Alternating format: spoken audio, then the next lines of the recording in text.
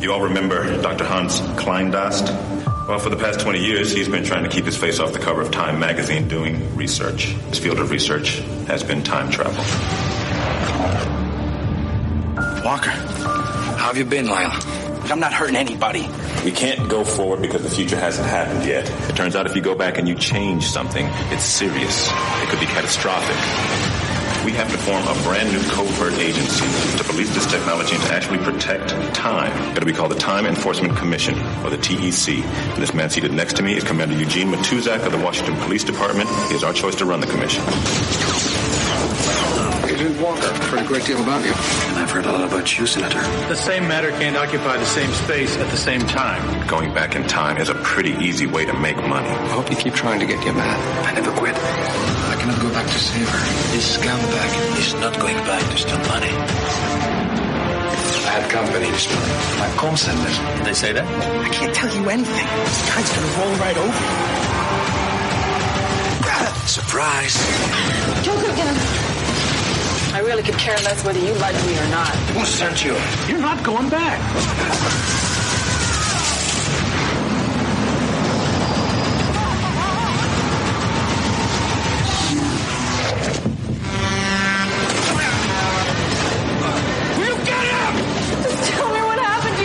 That's one of the dangers of having an agency like that. Well, imagine the dangers of not having it. I can't go back. The younger one was Dead. If he were dead, he would not be here. You don't need the press, you don't need endorsements, you don't even need the truth. You need money. Agent Walker has already cost me that much. It's me. 10 years from now. The defendant has been found guilty. They would come back as many times as it takes. Well, I trust you'll keep working. You can bet on it. Stay here, Walker.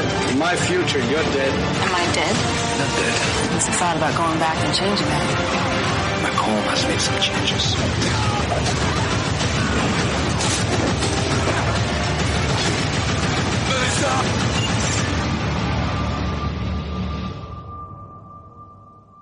Here is the American Dream, Dusty Rhodes. And Dusty, your fans welcome you back, man.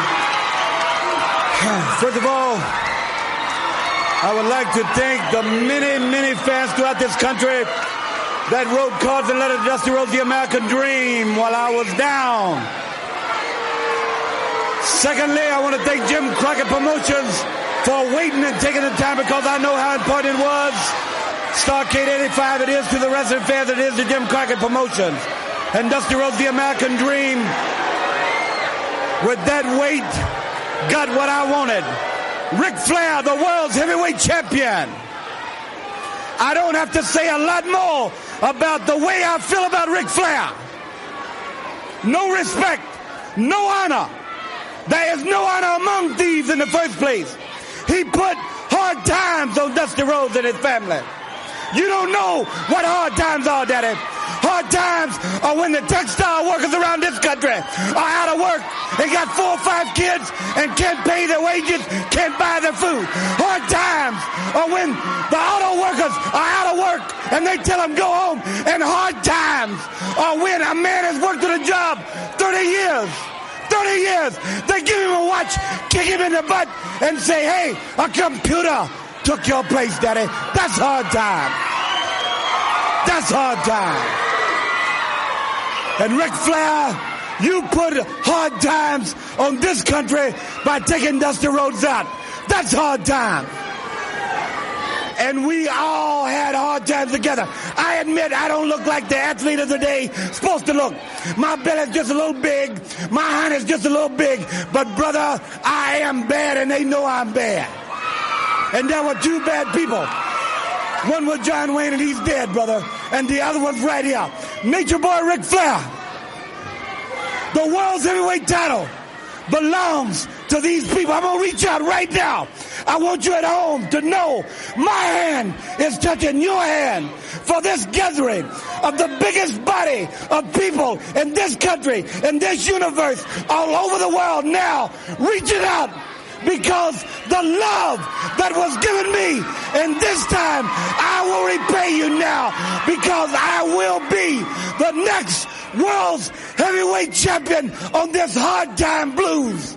Dusty Rhodes Tour 85, and Ric Flair, Nature Boy. Let me leave you with this. One way to hurt Ric Flair is to take what he cherishes more than anything in the world. That's the world's heavyweight title. I'm going to take it. I've been there twice. This time when I take it, Daddy, I'm going to take it for you. Let's gather for it. Don't let me down now, because I came back for you, for that man up there that died 10, 12 years ago and never got the opportunity to see a real Wolf champion. And I'm proud of you, and thank God I have you. And I love you. Love you!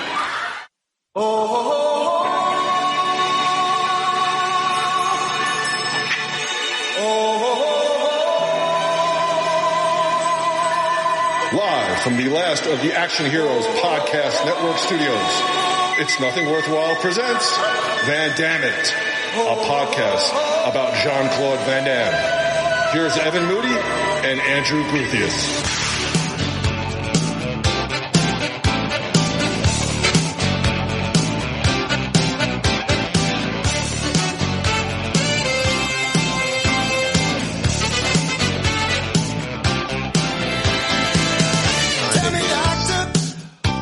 Van Damme, it is indeed going back in time. Evan Moody live from Phoenix, Arizona. Andrew Gruthius live from Coconut Creek, Florida on today's show.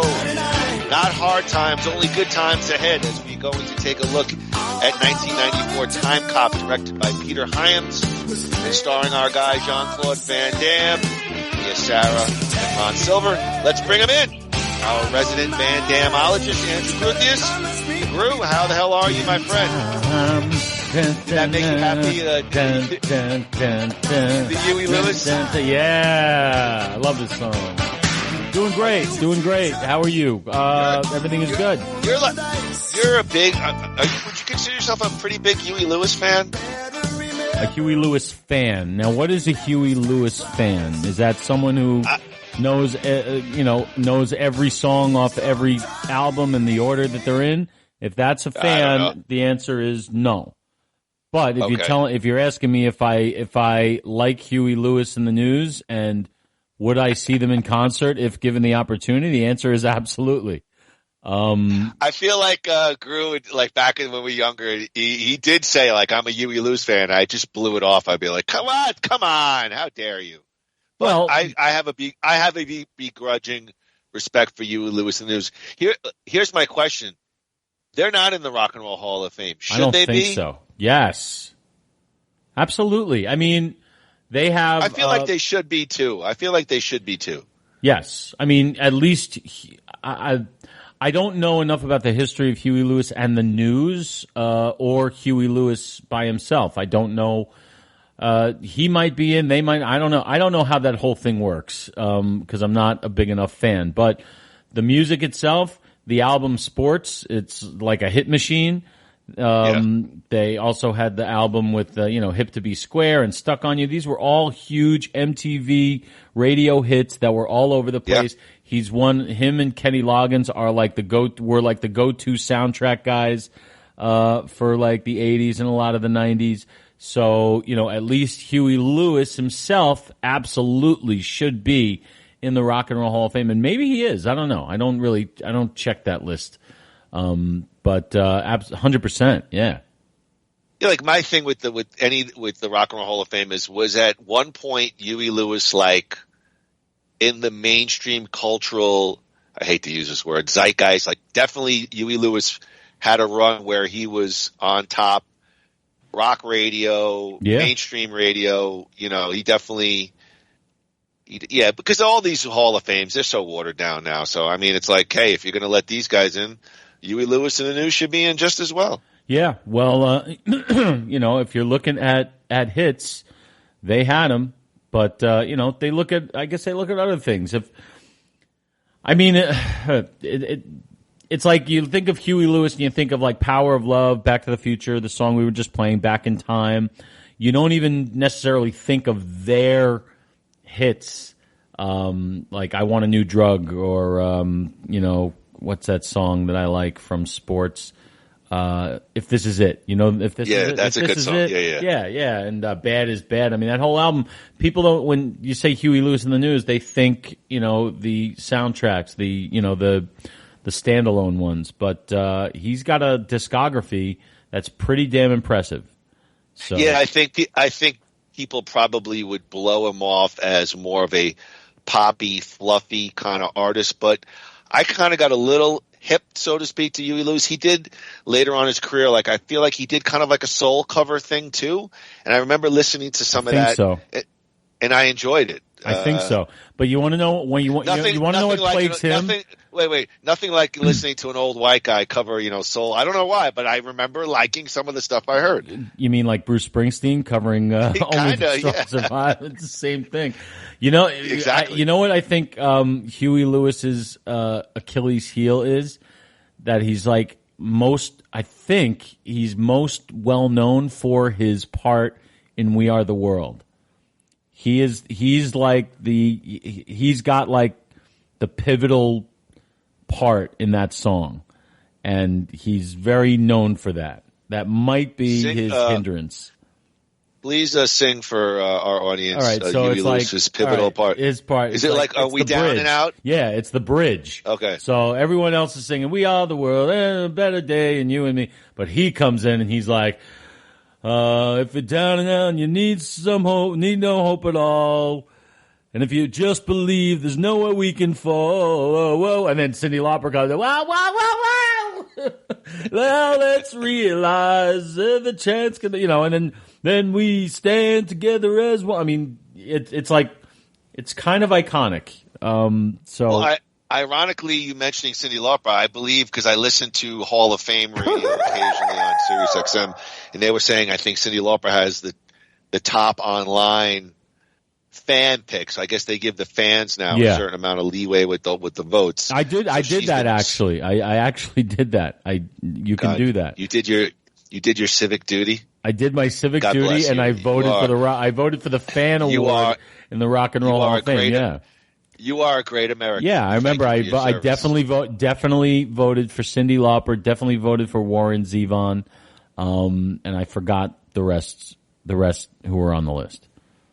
Okay, well, we got to put that in our notes. Andrew Gruthius voted for the Rock Hall of Fame. But if Huey Lewis is ever on one of those lists, he's got my vote. Yeah, I mean, sure, why not? All right, Andrew. Before we check out Timecop, let's check out the latest news on our favorite 80s action stars. It's time for Van Dammit, Spanning the Universe. Van Dammit, Spanning the Universe. Yes. Van Dammit, of course, is brought to you by New You Life Center. Begin a new you. Check out all of their wonderful laser treatments at www.newlifecenters.com or give them a call at 602-274-0068. At this point, if somebody just contact them, even by Morse code, you'll get 15% off your first service, okay? We don't need Marie sending us messages completely goofing on us. Wait a second. Are you telling me that New You Life Center is sitting around there like, remember Little Shop of Horrors? They're sitting in the flower shop and nobody's coming in and they keep switching places. Is that what you're saying? No, thank God they're busy, but Good. She's like, if you listen to our 100th episode greeting, she was like, the day I get that call saying, hey, I heard you guys on, Van Dammit or Nothing Worthwhile, she'll keel over like drop dead. Yeah, well, I mean, I knew she was up to something because. Yeah. What? Yeah, the amount of profanities in the first 3 minutes. That's what I was saying. I was like, she's pissed.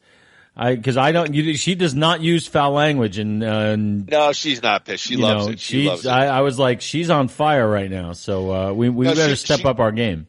Yeah, she works on Saturday and she's like, okay, what time are you podcasting? I'm like, we're a little later this week, 12. She's like, all right, I'll go shopping.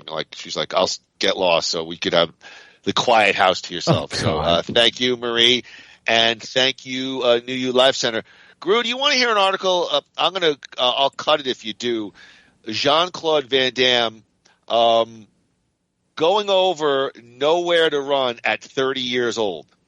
Absolutely, because I hated that movie so much. I'd love to hear what. Honestly, I would love to hear his thoughts on it 30 years out. Yes. Okay, so this is from the great website, thespool.net. Of course, you have that. You have that favorite. The Spool. SPOOL.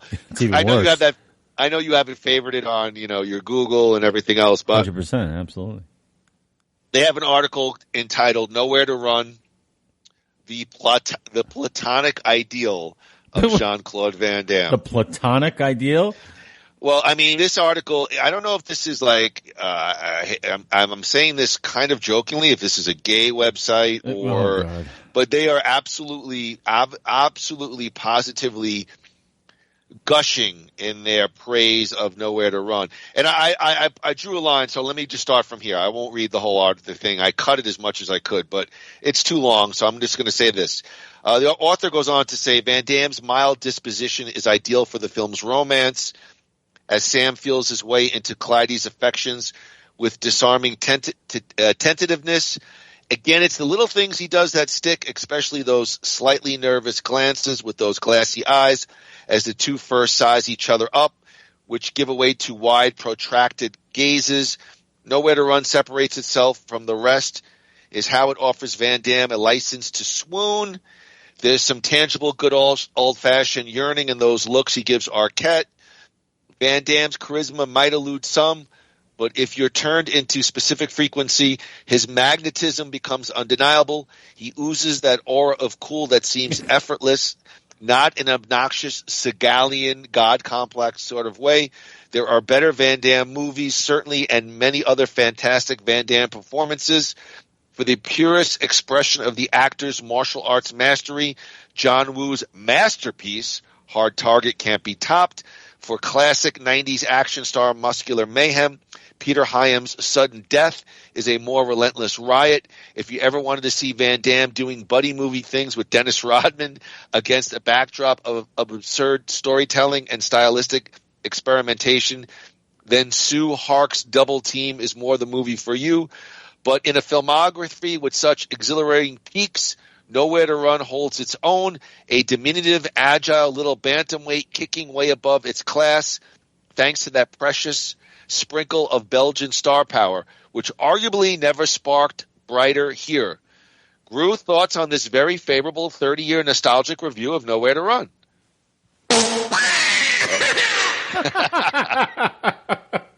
Well, I'm looking at his face, and it's not disgust, but there is a smirk of smirminess on his face right now. Well, it's definitely it's definitely a gay website. I mean, they're maybe that's fine, but they're more interested in like the drips of sweat from his pectorals than the actual movie. So, I just disagree. I think it's a bad movie. I don't see it anywhere even close to and what exactly is platonic about it? I feel like the article is saying he's not, in terms of a romantic lead, he's not like an overt bash you over the head. He's able to give nervous glances. He's able to sort of portray himself. I'm really trying to be serious here. Like, I know you are. Maybe not in that overt action star kind of way, which is like, maybe caveman, smash woman overhead, kiss, and, go kill 15 people and, movie ends on a happy note. That he sort of portrays that vulnerability maybe that this article, the author is, wanting to see, perhaps. Well, I'll definitely say that in that movie he tried to do that. The movie didn't call for it, and the movie didn't work because of it. It didn't make any sense, and but I'm clearly in the minority. You liked it a lot better than I did, and so did others. I just really was. I don't know. I tend to look at movies these days from a very arrogant perspective. Meaning, what do you mean by that? Like, I look at them like this could have been so much better instead of accepting it for what it is or what it was. Like, I look at it like I examine it like man, like if I was working on this, I would have. It's like a no-brainer what I would do here. Like, and why wouldn't they? So it's kind of annoying because it probably keeps me from enjoying certain movies that I might otherwise enjoy. My arrogance and snobbiness towards them. So it's just a theory. Well, Nowhere to Run is definitely an uneven movie. I kind of got hooked with the scenes with, Kieran Culkin and some of that family stuff. I thought Van Damme does well, and I think Van Damme, because I'll talk about his acting here in Timecop, I think, he's able to emote, and he's not this is going to sound terrible. He's not a bad actor. I mean, and so I fell for some of those pieces, but I think it's a very flawed premise. An ex-con living, I don't know, even if it was Robert Redford and Meryl Streep, I don't know if I would buy into just some guy sleeping a homeless guy on somebody's farm and them connecting and falling in love. The premise overall is faulty. He wouldn't be camping out in a 3-piece Armani suit. That's for sure. That's true. But that is true. Hey, look, I'm all for websites and doing that kind of stuff, like revisiting movies from the past, and so everybody's entitled to their opinion, and that's a good one. It's just shocking to think, that movie is 30 years old. Kind of makes me feel old. Well, you know what? Honestly, all these movies are making me feel 30 years are making me feel that way. But the reason is, I think, because it seems like Van Damme has not done anything above the title in a long, long time. So all of these seem ancient. You know what I mean? I do know what you mean, and I think that's something I will talk about a little bit more with Timecop as well. Okay, good. All right. Because I think Timecop is a pivotal movie in his filmography. Groo, you want to hear about Stallone and perhaps expectations for him in the new Guardians of the Galaxy 3 movie? Yes, I'm interested to hear about that. Okay, so well, courtesy of the great film website, thedirect.com, you can see where I'm scraping to find notes on people. They surmise that perhaps there will be a major role for Sly in the new Guardians movie. A new poster for the upcoming Guardians of the Galaxy Volume 3 may have revealed a bigger-than-expected role for one Sylvester Stallone. The Hollywood veteran has teased his involvement in Volume 3, posting and then taking down an image of his new costume for the MCU blockbuster. But he has yet to show up in any of the movie's marketing. Stallone has yet to make a trailer appearance. However, Sylvester Stallone may have a bigger-than-expected role in Guardians of the Galaxy 3. If the new theater standee is to be believed. The poster popped up online and features Stallone's name billed next to the sequel's 12 other main actors, including Chris Pratt, Zoe Saldana, and one Dave Bautista. That has led many to believe Stallone's stacker Ogard could have a rather significant role in Guardians 3. With Guardians 3 looking like it's going to be the, quote, end of the chapter for this version of the Guardians team. Could this be, elevating Stallone's billing? Could this be the first tease of bigger things to come for his character? Much has been made about Volume 3 being a trilogy ender. Dave Bautista has all but confirmed his MCU run is done. Bradley Cooper's Rocket is looking like he is also not going to make it out of the threequel. I've just heard those rumors as well. If the team is going to continue post-Gunn, then it will need to be replenished with a revitalized lineup. Stallone, Stacker, Ogard could be next up for a promotion to a full-time Guardians team member. Fans will have to wait and see as Guardians of the Galaxy Volume 3 comes to theaters on May 5th. Groo, do you see Stallone with a major role in Volume 3 and perhaps becoming a new member of a revamped Guardians lineup? No, yes, and regarding Bautista, unless he's lined up for like the remake of Citizen Kane, I wouldn't be shitting all over the MCU right now. Okay, well, wait a second now. You stated differently on a podcast because we talked about on Nothing Worthwhile, he had said that he called Drax a silly role, and I had said I thought that was kind of shitting on the role that put him really on the map for the most part post-wrestling. And you were like, well, I think he's talking about the role and maybe the acting. You were looking at it more from maybe an actor's perspective. I thought it perhaps wasn't a great move for him to shit on, Drax the Destroyer, which that role has put him on the map for better or worse. Well, clearly I've changed my position because okay, thank you. because no, seriously, because over the last couple weeks he has been talking about that, and he did an interview which really blew me away, where he was, kind of dissing The Rock in a way, or even Cena, just like saying, I don't want to be as big as those guys, or I don't want to be like. And it reeked of someone who clearly does and is. But he said that before. He all right. Well, I never really heard that, but and that's fine. But don't throw the baby out with the bathwater, and don't leave the mothership without making sure you have a bridge to climb back on, because. You never know what's going to happen. I don't see Dave Bautista in this day and age, the way movies are, getting to be, getting these meaty acting roles. I would love it. I think he's talented enough. But unfortunately, when you land on a Star Wars level behemoth like the Avengers, you're going to be identified as such, whether you like it or not. So I would hope that he would embrace it and not put any and not put it out to pasture. Regarding Stallone, in that, what I don't think he's got a huge role in the movie. I think it'll probably end up being one of those like cameos at the end, like the credit scenes that'll set up something for his character in the future. I don't think it'll be a lead thing. I just don't think Stallone is. A lead Marvel. I don't. You know what I'm trying to say? All right, so let me go. He's past that in his career. Let me go to Stallone first. Your comments. All right, go ahead. I don't think so. I don't think so either. Just simply because he's an older guy.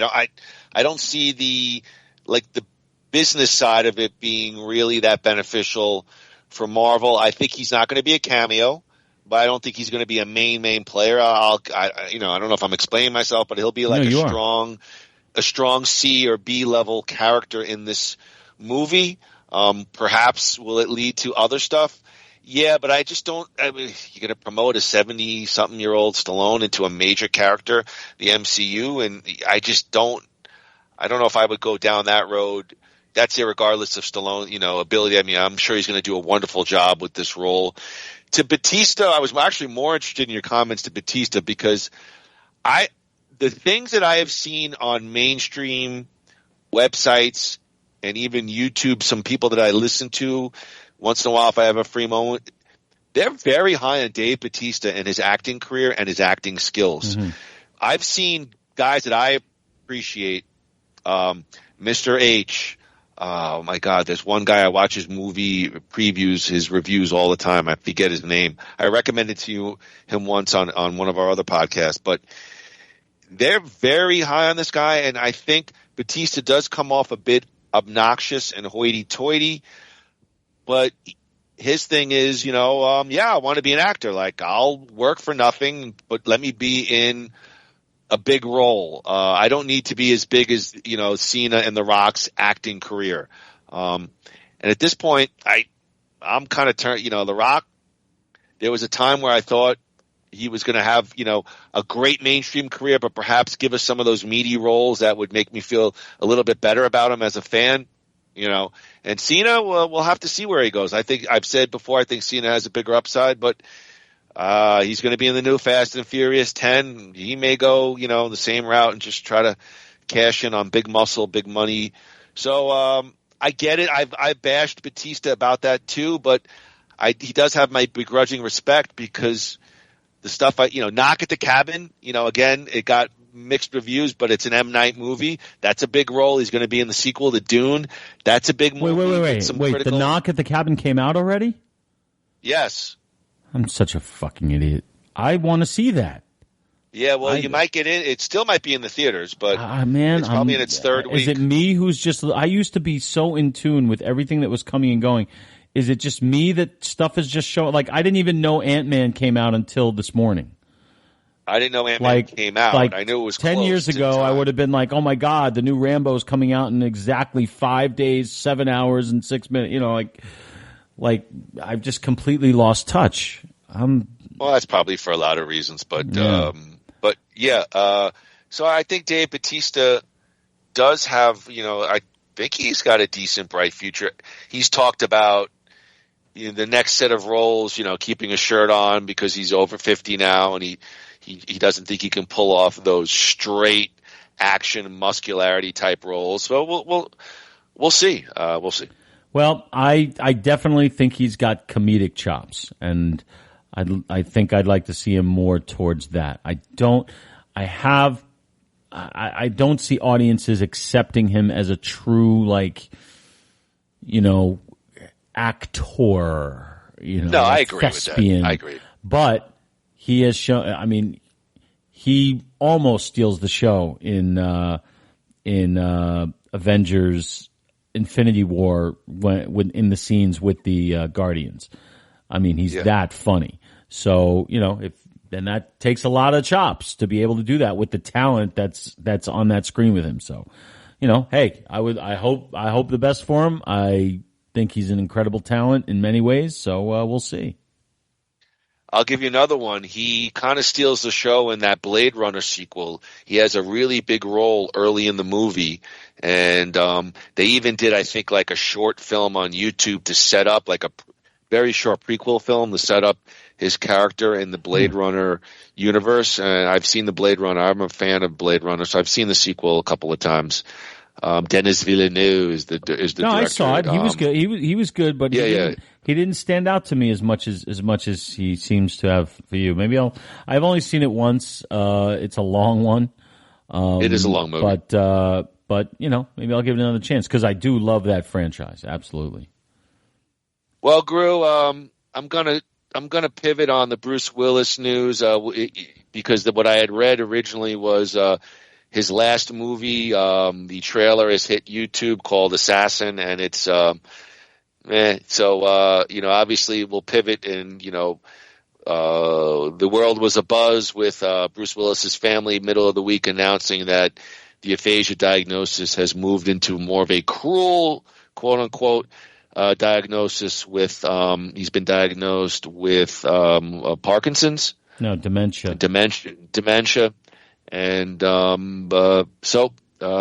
any thoughts? It's a sad news on Bruce Willis. It's basically just quadrupling down on my thoughts from the aphasia diagnosis, because aphasia was explained to us as something that affects how you receive information.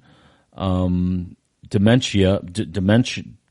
Sorry, we know what dementia is. We've seen that, and that robs you of you, and that's heartbreaking. So I it's very little to say that hasn't already been said. I just hope he's, look, the guy has entertained people like us all over the world for the last 30 something years.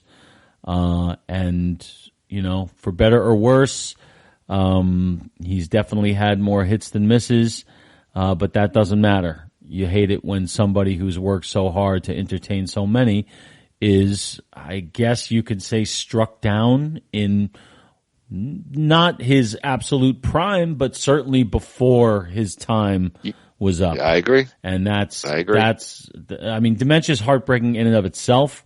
Compounded with the fact that a incredible career seems to have ended this way. It sucks. It really just sucks. So I hope he's happy, but what else is there to say? It's horrible. Yeah, nothing more to say in regards to that. You want to hear about Steven Seagal getting involved in a cryptocurrency scam? That's a great segue into Van Damme. Yeah. So yeah, right. we know how much these guys love each other. So yeah, what ridiculousness is Seagal up to now? Private detective, courtesy of highstakesdb.com, that great website. I get all my financial news from highstakesdb.com. Me too. A private detective turned cryptocurrency promoter used Steven Seagal to fleece investors out of $11 million, has been jailed for 5 years. 58-year-old John DeMar of Santa Ana, California, faced a federal court in Brooklyn for sentencing last week, having pled guilty to one count of conspiracy to commit securities fraud. The admission was related to a scam perpetuated by DeMar and others who saw them court investors for their cryptocurrency company Bitcoin2Gen, B2Gen, and crypto trading platform Start Options. However, like all these instances, Groo, the millions that were invested didn't go to the investment. They were siphoned off for cars, jewelry, remodeling of the dude's California mansion. God. The crypto scam used celebrity endorsements, including some that were fake and some that were paid for. The latter being martial arts movie icon Steven Seagal. Seagal was promised $250,000 in cash and $750,000 of B2Gen tokens for an endorsement, but ended up having to pay a $314,000 settlement. Seagal had to pay to the Securities and Exchange Commission, SEC, for not disclosing his role was paid. Despite DeMar pleading guilty, United States District Judge LaShawn D'Arce Hall refused to show leniency and sentenced DeMar to 5 years in prison, offered him and made him pay over $3 million in forfeiture. United States Attorney Breon Pierce stated of the sentence, DeMar took advantage of those who trusted him, persuaded them to double down on their investments when he knew that this cryptocurrency company and dubious celebrity endorsements were scams being used to fund the lavish lifestyle. Not much more to say, Groo. Yet another knock on one Steven Seagal. Yeah, I mean, what's he going to do to supplement that income? Oh, wait, he's got a 17-movie deal with Tubi coming up that direct to Crackle. They're going to be paying him. They're going to be paying him. Hey, you know, this guy. By the way, that's my favorite line of this podcast. Direct to Crackle. Yeah, this guy. Oh my God. He can't buy himself good publicity. I mean, well, I don't even think he tries. I think he just doesn't. It's clear he hasn't given a shit about anything anybody says or does for the last 25 years, for God's sake, maybe more than that. Maybe. But I mean, just the guy just must be a certified loon. Maybe. You know, look, again, if that's what works for him, I just like I said before, I look at things from a potential aspect, and you know, that early stuff about Seagal, I really did enjoy, and there's no reason he couldn't have squeezed out another 10 or 12 of those, but he chose a different path, and one that's obviously gotten him to where he is, and if he's good with that, God bless him. But unfortunately, his legacy will be, especially in the United States, is basically what it is, and that is probably a nice big turd. Yeah, I heard he's opening for Billy and Stevie on their 8 stadium run. I'd be more interested in seeing that. He's actually a pretty good musician. Yeah, well, I have seen some stuff like that. Did you ever see that reality show, like New Orleans Lawman, Steven Seagal? I mean, I saw one episode and I saw what it was. It was silly, entertaining. I loved it. Yeah. I watched like almost. Well, I only watched one because I said, all right, I get this. This is cool, but it's not something that like hooked me. It's not something that like said, oh, I can't wait till the next one. It's like, you know, it was cool to see. And it's one of those things where I feel like if you've seen one, you've seen them all. So there's no reason to. I was a little thrown by the fake New Orleans accent he was putting on. But after like halfway through the episode, it became kind of comical. So I looked at it from that perspective. So yeah, I remember that. I'll always give Seagal a chance. Always. Because I know how entertaining he can be. I know how much some people on this network like literally despise the very air he breathes. But, just because I guess, well, I don't want to go into that, but I don't despise, but like no, I'm not talking about you. I read, I actually really enjoyed that Seagal Lawman reality show, and then I read maybe like a year later after it got wrapped that like the New Orleans PD and Seagal were sued because they like ran over some guy's private fence. Like I remember the episode. Like God! Like they ran over it, and whatever. The civil rights were broken. They broke somebody's fence, but they had no problem with them impersonating lawmen.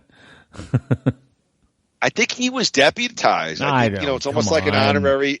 Like people get an honorary degree, like a doctorate. Yes, but you're not going to let those guys into the fucking operating room and operate on your operate on you or your family member, right? All right, good point. Good point. I stand corrected. Okay, good point.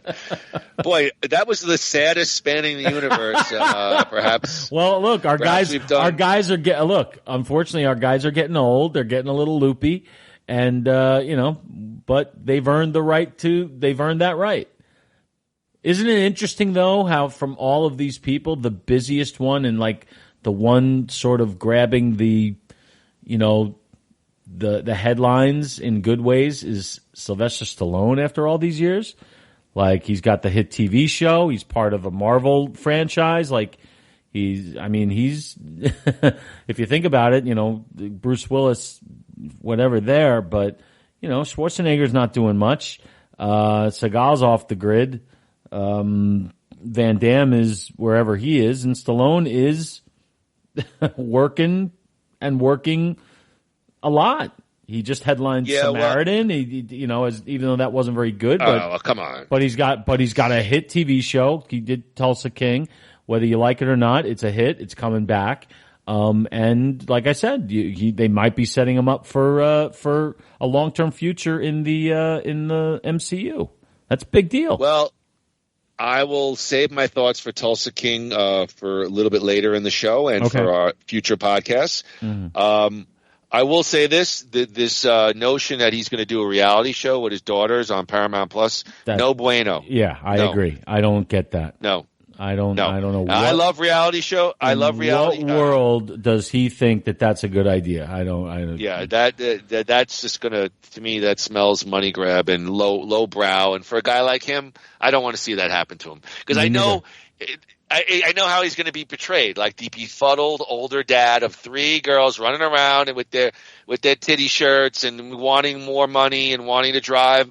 And social influencers, and he's just like, yeah. I just know how he's going to be portrayed, and I rather not see that. Hi, Dad. Can I get a new Corvette? Absolutely. Yeah. No, I agree Dad, with you. Can you hold this light while I make a 14-second TikTok on my new skin line? Yeah, is that a thing? Is this actually factually happening?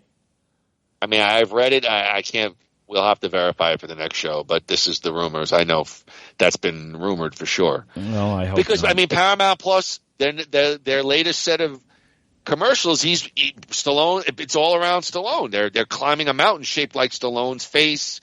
Have you seen the commercial for Paramount Plus, the newest one? So Stallone's really the biggest draw now. So I mean, I give kudos for that, but like everybody else, you got to be careful with your next project if you are worried about legacy. And I think if I'm an actor or a musician, I'm worried I wouldn't let it dominate every choice, but I still want to be remembered for good stuff. I'll leave it at that. Yeah, I agree. I don't understand why he would do this, but we'll see what happens. I got 2 words: Nessun Dorma. Groo, you want to get to some more fun stuff? You want to go over real quick? It's about time we get to some Chamber? fun stuff. We've been on this for 45 minutes, so get some fun stuff. Let's go. All right, Groo, before we get to Timecop, WWE's second major pay-per-view of the year, Elimination Chamber 2023, comes to us tonight from the Bell Center in Montreal, Canada. Headlined by a huge championship main event as well as 2 Elimination Chamber matches. So it's going to be on Peacock, 8 p.m. in the good old US of A. So Groo, you ready to go over these matches and make your predictions? Yeah, and isn't it interesting? Let me ask you one thing, and I have to give credit. Somebody else said this on another wrestling podcast, and it made sense to me. Screw him. Does it seem to you that every PLE at this point is a big one? Like there doesn't seem to be a B level show anymore. I mean, like. This is huge. Like the ramifications of Elimination Chamber are big, and like it seems like every one has some weight to it. Well, are you getting that vibe? Here's what I think. It seems to me you lived your life like a candle in the wind. I'm sorry. Yeah, and why is that a bad thing? I think it's not. It's a great thing. I think they've lucked out with the convergence of storyline and location. That it's going to be a fucking hot crowd tonight, insane, and that main event is going to be insane no matter how it turns out. Yes, that crowd at SmackDown last night, they had to edit. I thought there was something wrong with my Hulu. They basically shut the sound off. They were saying "fuck you, Roman." They were saying "fuck you, Roman." Yeah, and I was like clicking. I was like restarting it. I'm like, something's wrong. Yeah, same thing happened to me. And then I read on a website this morning while I was taking a dump at 7 a.m. I was like, Jet, come on, let Daddy take it. No, I read that it had been edited so badly. So, that's a good thing, I think, for the WWE. Let's get to the matches. First off, let's start off with right away. I'll go to Andrew first, and then I'll give my prediction. We'll switch off. Let's go to it first, Groo. Bobby Lashley versus Brock Lesnar. Groo, your thoughts, and who do you got? This is actually a very difficult one because you have to look at where things are going. And before yesterday, I would have said Bobby Lashley. You motherfucker. Well, wait a minute. Stole my heat. How do I go ahead. I know exactly.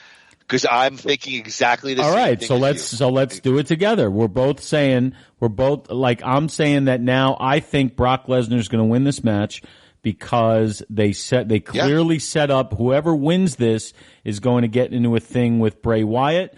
I don't know if I like that yet, but that's another story. And the reason that I say it's going to be Brock Lesnar is because I really think there's some good heat with the Hurt Business coming back with Bobby Lashley. So I think they will be getting involved in something else. So I'm calling this one for Brock Lesnar. And I think this will be the final one between him and Lashley. It will be. I think the WWE missed an opportunity. It just seemed lackluster. When you put two big guys in there who have legitimate crossover MMA careers, it had been a dream match, so to speak, for years for WWE and wrestling fans, and it just I never really liked the booking of this. I thought it made Bobby Lashley look weak. I'll save my thoughts for another time. I absolutely agree with Andrew. In my notes, I thought they'd give it to Lashley because Brock doesn't need a win to be solidified to anything. But then last night, they come out with Bray Wyatt. And Andrew, I don't want to go on a rant here, but as I was prepping, I don't understand what they're doing with Bray Wyatt. I don't. It's really starting to frustrate me. And last week we said I'm about to move on from The Rock. I've been a big Bray Wyatt fan. When they dropped all those guys, I had no problem with every drop except for Bray Wyatt. Mm-hmm. This is my one big criticism of the Triple H-led regime. I don't know where they're going. He shows up with Uncle Howdy. Now they're friends. Now he calls out Brock and Bobby. But why? At least tell me why before you call them out. Give me something so it makes sense in my universe of thinking. Just give me something. I don't understand. He just came out and went, let me tell you something, Jack Daddy. I want the winner. And, and that was it. Was that your Dusty Rhodes impersonation? Yeah, but I mean, basically that's what he did. I want the winner and you should run. Blip, Moth, cut to commercial. I don't know what they're doing with this guy. And at least tell me, hey, I got it. I've been here for 2 or 3 months. I've been dicking around. I got to step up to the plate now. I want something. I would have been a little bit happier. I don't know what they're doing with Bray Wyatt. I don't like the booking of this. What I will say is it's going to be Brock Lesnar for sure now, and this will really stretch Brock's character. Sure, he's danced with The Undertaker, who had sort of a similar, vague, supernaturally kind of storyline with one foot in reality, one foot out. He'll get something similar now with Bray Wyatt, just a lot younger. And I think Brock, with that new jovial personality, could really fit well, and it could be a nice build. But I don't know what they're doing with Bray Wyatt. And off the bat, of course, I'd love to see Bray and Brock at Mania, but the psychology behind it doesn't make sense, and I'm kind of not into it. They got to make me into it, and that's what I'll say. Well, I'm in agreement with you. It right now it doesn't make sense, but that doesn't mean that after tonight, it won't. We never know. I do think that Triple H is hitting more than he's missing as the head of creative. So would you agree that this has been the Brock Lesnar has been kind of a terrible booking so far? I wouldn't say terrible. I would say they just no. I wouldn't say terrible, because even no matter what he does, he still draws, and nothing really falls flat. Bobby Lashley, I think, has been doing a great job in this thing, especially on Raw. You don't think the way Brock just came out and went Bobby who, and that's fun comedy wise, but it just really shit on. And listen, Brock's either doing what he's been told or nobody's correcting him. But Bobby Lashley's had a major career. These two stood and he just went Bobby who. Yeah. And it was like, okay, it was great, fun television. But if I was Bobby Lashley, I'd be like, yo, you just shit all over my 15-year career. Yeah. Anyway, he was really good with he got him on Monday night, which was, I thought, really well done. I enjoyed that segment, where he kind of baited him into his trap. That was fun. I like Bobby Lashley when it looks like he's enjoying himself. I don't like it when he takes himself too seriously. So that's what I liked about that. He was bringing himself down to Brock's playfulness level. If they bring the Hurt Business back and they bring back MVP as his mouthpiece, that will be a better look for me for Bobby. Agreed. I think Bobby's okay on the mic. I wouldn't want MVP to be the sole mouthpiece. I'd like for him to talk and then give the mic to Bobby and let Bobby get a couple of things in, like Heyman and Brock did. Yeah. But I think MVP is golden on the mic, and I think he will help Bobby. And I liked the badass Bobby with a suit and the big aviators and looking like Apollo Creed. That was the Bobby I thought was the most effective one. Yeah, I wasn't into the feud between the two. The separate things, like each match in and of itself and the confrontations in and of themselves, they all entertain on a level, but they don't seem to be connected. So I'm glad I'm glad it looks like they're ending this feud and moving in different directions. So that gives me hope. So that's good. Well, and hope is all that we can that is right. dream about. Hope I think this feud is, for the most part, underwhelmed. Groo, let's move on. I'll go on this one. Let's do Finn Balor and Rhea Ripley versus Edge and Beth Phoenix. Well, I think Edge and Finn are going to play this deal out through WrestleMania. The word on the street is perhaps Edge versus Finn, Hell in a Cell, one of the nights at Mania. I know Rhea Ripley is real hot right now, but I'm just going to go with a strict hometown Canadian duo and say Edge and his wife Beth Phoenix take the W here. I'm really not looking into it more than that. I think you're going to end up with Finn versus Edge at Mania, which I think will be a hell of a match. I'm glad to see Finn Balor getting a lot of play on television, but I'll take the hometown favorites Edge and Bethy for the win here. I am going to agree with my esteemed colleague. I think it's going to be Edge and Beth Phoenix. I think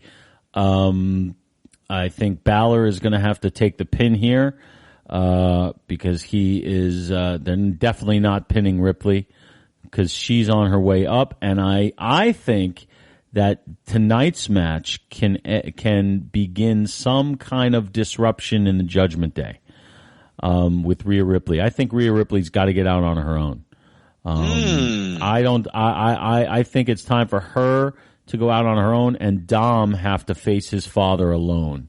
at WrestleMania. So I think, so I'm hoping, and I think it seems to me that's the way they're going. Something will happen in the match, or, cause they have to book them strong. It's the Judgment Day. If they're going to lose, Agreed. they still have to look good. And I think the way to do that is to have, Balor, screw up somehow, take the pin, and then have some kind of, old school kind of disruption between the two. I'd be interested in that. That's the way I hope it goes. But either way, definitely calling Edge and Beth Phoenix on this one. Interesting point about the Judgment Day. If they did do that, which I have not thought of, I'd rather see Rhea break with Dom. I just think that mommy, I think it's entertaining. I want to see a little bit more. I know eventually I agree. they'll break it. I like it. I like it too, but they're not doing. They're not doing enough. They're not doing enough. It's fun to see the juxtaposition of a strong, powerful female, kind of with like the chicken shit boyfriend like that. It's fun to me to see. And it's really built Rhea up into this kind of indestructible force, because they're able to get her to square off against guys once in a while and make her look golden. You know what I mean? Yeah, but see, now I like that this has helped Don build himself up as like the tough prison dude. So now it's almost like he doesn't need his bitch anymore. He's hard. He's gotten hard. So now I can go up against my old man myself, bitch. Like I could see that kind of thing. There's a lot of different things they could do with this. I hope that it's not your typical straightforward, clean win. And is it weird as a wrestling fan to say that? I want to see a schmoz. Does that make sense? Here's where it fits. You're going, intergender tag. So this kind of fits maybe a schmozzy ending.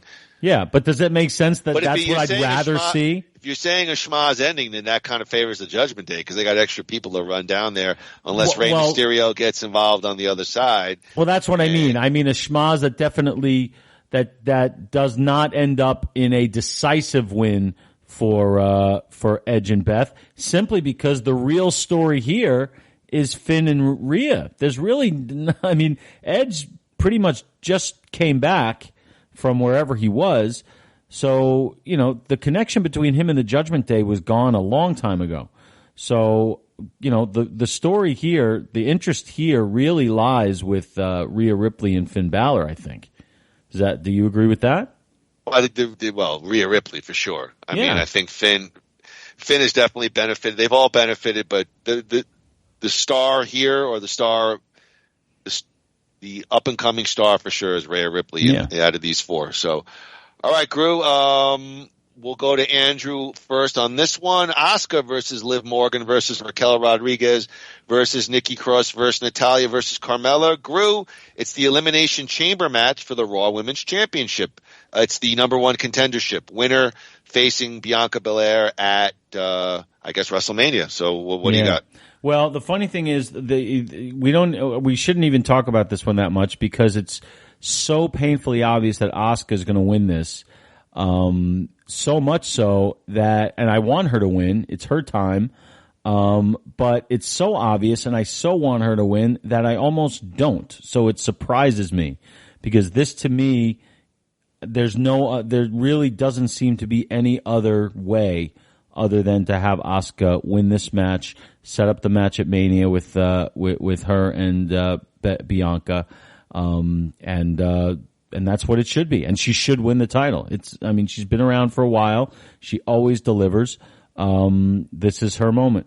I don't see, and looking at the rest of the field, I see some great rising stars, but I don't think anybody is at the readiness level that Asuka is at. So I'm going for Asuka all the way on this one.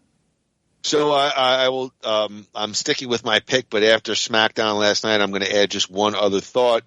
So looking at the field, you're going to take out Nikki Cross, Carmella, and Natalya. They got no shot. That leaves me Asuka, Raquel Rodriguez, Liv Morgan. Mm-hmm. You take out Liv Morgan, she's just too damn cute, maybe a little bit too tiny to match up. That leaves Asuka and Raquel Rodriguez. If this is 2024, I'm picking Raquel Rodriguez. But yes. It's 2023, and it's a bit too soon for Double R Very talented young lady with a bright future, but it's time to give Asuka, ass-kicking Asuka, not dancing, making broken English jokes. Ass-kicking Asuka, time to shine here. Book it. I agree with Andrew. Asuka versus Bianca Belair for the Raw Women's Championship in LA. But I will say this. Watching last night Asuka versus Liv Morgan. Liv Morgan is got all the makings of a star. She took a loss, and somehow I'm even more fascinated. She looks, look, I'm a guy, beautiful, stunning beauty. Yeah.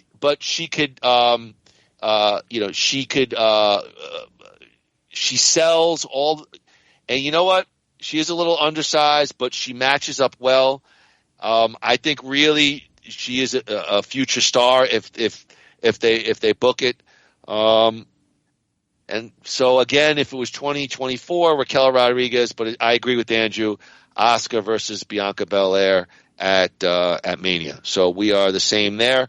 All right, I'll go here first. Elimination Chamber match for the United States Championship. We got Austin Theory, Seth Rollins, Johnny Gargano, our good friend from Epcot Center. Disney Springs is where we saw him. Disney Springs. But you spotted him. I would never have spotted him. You spotted him. Yes, thank you. Bronson Reed versus Damian Priest versus Montez Ford. All right, Gru, obviously right off the bat, only two names stick out here for me. It's Theory and Rollins. It's going to come down to these two. Rollins is reportedly set for Logan Paul, and he doesn't need a belt for this one. So I'm booking Austin Theory versus a returning John Cena for the U.S. title at WrestleMania. These Elimination Chambers, they're pretty easy to see through. Asuka's a lock, and I think Austin Theory is a lock on the men's side. What do you got? There's really nothing more to say because you stole my heat. Thank you very much. Yeah, exactly. That's exactly what's going to happen here. Austin Theory should and will win to set up exactly what you said, the Cena match at Mania, while Rollins goes the way of Logan Paul, which I still don't understand. They're not really. Does that mean he's going to be somewhat involved in the match tomorrow night, Logan Paul? Because otherwise, they haven't been doing anything. I don't see it. I don't see him traveling all the way to Canada. I don't see it, but you never know. You never know. And there's been no. But they've been apparently. I'm not a big social media guy, but they've been apparently trading some barbs on. I don't know. Well, Instagram fine, but that's but you got to do that on TV because if it doesn't happen on TV, you we got to see it. But I've heard the same things you have, and even if we didn't, it still makes sense. I'm sorry, it still makes sense. So so we are in agreement on the first four. And what about the? Well, here's what I will say on the Elimination Chamber for the men's. I think Austin Theory. If I had to say one guy getting a shine here, I'll say Montez Ford. For the women's side, I'll say Liv Morgan. So they'll both be eliminated, but I say Montez gets a good run, and I say Liv Morgan gets a good run on the women's side. Okay, there's no reason for me to argue with that. All right, Gru, we'll throw it to you for the first one, the big one, and this is a big one for the Unified WWE Championship. Roman Reigns, the champ, versus Sami Zayn in his hometown of Montreal. Gru, give me some details. How is it going to play out, and who do you got? Well, isn't it cool that the main event, the championship match, is the toughest one to call for me anyway? I think that's pretty cool. I think that's pretty cool. Okay. So it's not the toughest one to call, but it should be the toughest one to call, and here's why. Every single logical sign that the WWE is giving us is pointing to Sami Zayn winning the title tonight. From the Montreal thing to the Cody promo, putting him over on Monday, to making such a huge deal out of this whole thing. I'm not even thinking about WrestleMania. I'm thinking about what they're trying to tell us. And it's just so obvious that that's what they want us all to think. So obviously what they're going to have to do is they're going to have to book Sami Zayn to the point where he comes within a millimeter of winning the title. But there's some schmoz. I think it will end up with Jey Uso coming in to it's going to seem like he's there to save Sammy, but he's going to end up turning on Sammy because this bloodline thing cannot end. So I think that will be the difference in the match. I do believe Roman Reigns will get the win to retain the titles. But I do see now. Here's the toughest part. We know that if that happens, okay, the bloodline is going to be beating the crap out of Sami Zayn. The question is, who comes out? Is it Kevin Owens or is it Cody Rhodes? Probably Kevin Owens, because that means that they're probably setting up the Kevin Owens, Sami Zayn, Usos storyline. So how I feel about all this, or maybe both, maybe, but how I feel about all this, I'm not sure. But I love the fact that they can have Sammy win tonight and make it work. They're just not going to, because every single 5 seconds on these broadcasts, 892 days, 946. It's not that big a fucking deal, but they're making it. But they're making it. I absolutely strongly disagree with you on that. Why? Point. Think that because as you have not listened to me or listened to this podcast, we're in the modern era of wrestling. We're in the modern era of no long-term memory. We're in the modern era of YouTube clips, cuts. The championships essentially after Hulk Hogan left have been ping-pong for the most part. And to have a guy, however propped up, to hold it for, we're talking about a 3-year period now, in 2023 is insane for the WWE. We've had guys who they lose 3 times in one night, the belt. And so for them to hold on to it, whoever they go with, whenever it happens, and we'll talk about it more as we go to WrestleMania, it's a major deal. And that's how it should be when somebody loses a belt. It's how it should be in boxing. That's how it should be in wrestling. It should mean something. That's why in NXT I've been talking about, they've done better long-term booking sometimes than their mainstream counterparts. And when Asuka held the belt, the women's belt, for a year and 14 months, when she lost to Bayley and then Asuka went up to the main or whatever it is, it meant something to me as a fan. It's going to mean something to me whether I agree with it or disagree with it.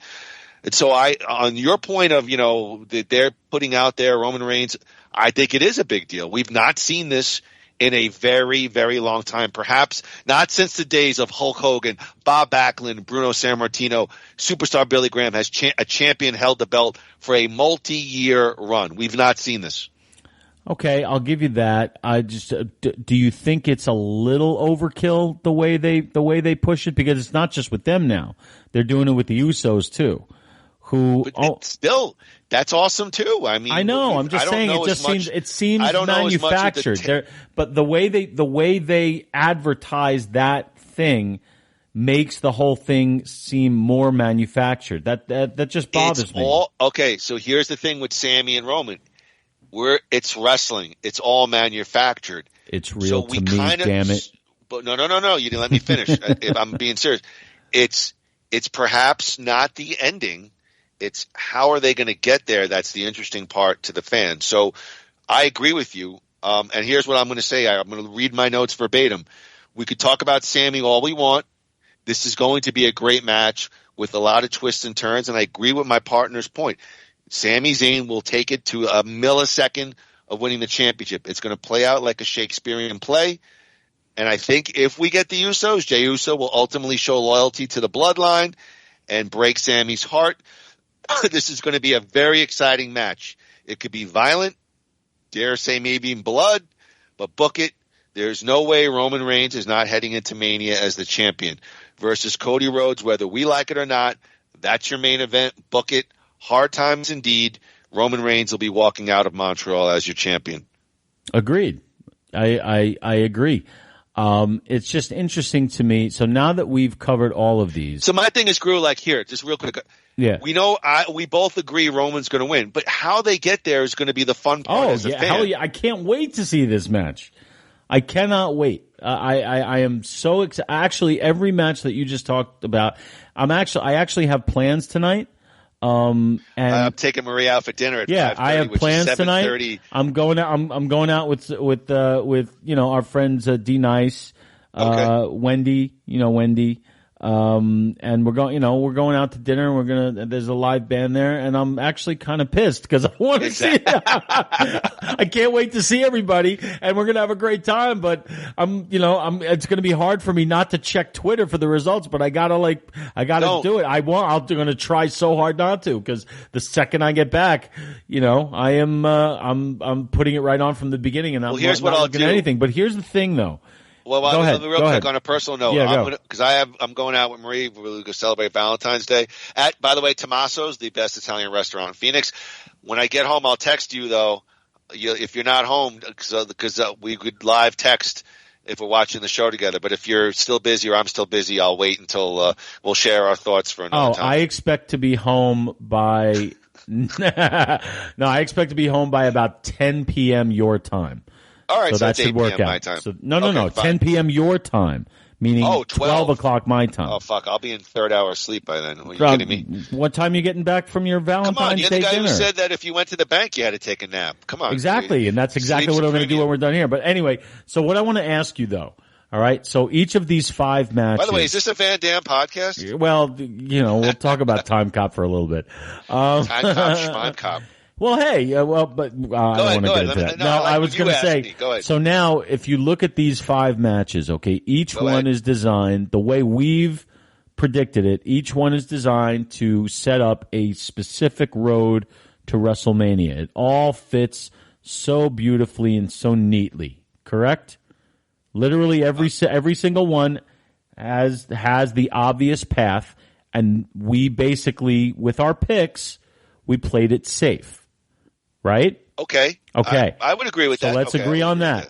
The question is the WWE and Triple H going to play it safe tonight? Are they going to surprise us with something, something that we're not expecting that would change? Because if you change any of these results, it changes the field, it changes the path to WrestleMania for whatever. So will they play it safe? That's the question.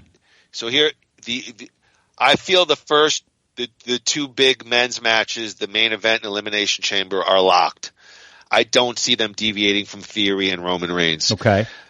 If you're going to talk about surprising, I could possibly see it, possibly with Brock and Bobby. That would probably be my 3rd lock. You could maybe see, Finn and Rhea, Edge, Beth, perhaps. And the women's chamber, perhaps. Mm-hmm. Asuka maybe getting disrespected and somebody else, going over. That would be, perhaps I would say as a fan, some movement to surprise me. But I think the 2 matches are locks. I think once Bray Wyatt came out and made the challenge, I think Brock's a lock in my eyes. And so perhaps the women's chamber and perhaps the intergender tag team, you might have some a different path. Maybe an Andy Kaufman running for the intergender. Ooh, well, they got to prop him up, get him some vitamin C shots or something. All right, Elimination Chamber tonight, and we'll pick it up on our next podcast to see where we're at. Andrew, we are here to talk about Timecop, which is a 1994 American, science fiction action film. Directed by Peter Hyams, co-written by Mike Richardson and Mark Verheiden. The film is based on Timecop, a story created by Richardson, written by Verheiden, and which was appeared in the anthology comic Dark Horse Comics. I've read some Dark Horse comics, and so I did not know that. There's a comic franchise, a Timecop franchise on Dark Horse Comics. Doesn't surprise me given sort of the storyline. In any event, today's Van Dammit podcast, Timecop, is brought to you by New You Life Center. Meet the New You team at www.newyoulifecenters.com. You can check out their photos and biographies on the team. That's Marie, Dr. Cynthia, and Nurse Brittany at the New You website. You can follow New You Life Center on Instagram at New You Life Center. Take advantage of their specials and monthly giveaways. Check out all of their medical weight loss programs. Give them a call at 602-274-0068. You can Morse code them at New You Life Center and get the big 15% off your first service. Morse New code. You Life Center, Phoenix premier med spa for Botox, fillers, lasers, aesthetics, weight loss, hormone optimization, and pro wrestling loser fans. A big Van Damme thank you to New You Life Center. Andrew Mike Richardson wrote a 3-part story titled Timecop, A Man Out of Time, that was included in the launch of the Dark Horse Comics anthology series in 1992. As we said, Richardson developed the story. I was actually familiar with Dark Horse Comics because they're the ones that did the Aliens vs. Predator crossover comic before it actually came on film. And I was a big fan. So I used to I remember in Binghamton when I was, when we had days off and we went to the comic book store, I'd buy they would have the, all right. Anyway, the Aliens vs. Okay. Look, the source material is always interesting to look at. Peter Hyams, the director of Timecop, said the following to Empire Magazine, quote, "It wasn't at all planned from the beginning that I would make 2 films with Jean-Claude Van Damme back to back. I was approached to do Timecop, and I love the auspices. Producer Larry Gordon was involved with it. Moshe Diamant was a terrific producer. I thought there were no Jews in Hollywood." This is not a Mel Gibson movie. Right. Oh! Sorry, Seagal. Sam Raimi was involved. It was a really clever story. I thought it was a chance to make the best Van Damme movie ever made. I said yes, and we made it. It was clear that it was going to be a hit because it reviewed through the roof every time. There was never any question that we would do a Timecop 2. I would have never have agreed to that. The last thing you want to do is repeat yourself. That would be awful. Groo, any thoughts on that quote from Peter Hyams? Are you familiar with Peter Hyams, the director? I actually am. He directed a movie that I absolutely love and still to this day, a movie called Running Scared with Billy Crystal and Gregory Hines, a buddy cop movie from the mid-'80s. And really I believe I saw movie. That. I think I saw that with you. Probably. That's a really solid action comedy. He's got some other ones. I think he directed a mystery with Cher and Dennis Quaid called Suspect, about a lawyer and a juror. That was interesting. I think that was Peter Hyams, and he directed Sudden Death, which is a Van Damme movie that I guess I'm going to spoil. Let's just say I'm looking forward to that Van Damme. Well, that would be the next one. Right, that would be our next one. Familiar. When I saw that Peter Hyams directed this, I was my expectations were heightened. Absolutely. Would you like to hear some more about Peter Hyams? I have some stuff. Yes, I'm interested. And by the way, for Running Scared, was that "Shine Sweet Freedom"? Shine on me, yes, that was the where I wanna be. Yeah, that's the one. Yeah, that's the one. Yeah, Billy Crystal and Gregory Hines as hardened Chicago cops. It's a very funny movie. Have you ever seen it? Roller skating. You've seen it. I think I saw it. Roller skating. Yeah. Oh, yeah. What the hell? Yeah, roller skating in Key West. It's great. Yeah. Peter Hyams was born in New York City, New York, the son of Ruth and Barry Hyams, the son of a plumber, who was a theatrical producer and a publicist on Broadway. His son, John Hyams, is also a film director. Peter Hyams studied art and music at Hunter College. Hunter, that's in New York City. Syracuse University, before working as a producer anchorman for WHDH-TV during 1966 while working for a CBS-owned station in New York. 103 WHDH-TV. Yes, he served 3 months as a news correspondent in Vietnam. Wow. During his time with CBS, he began to shoot documentary films.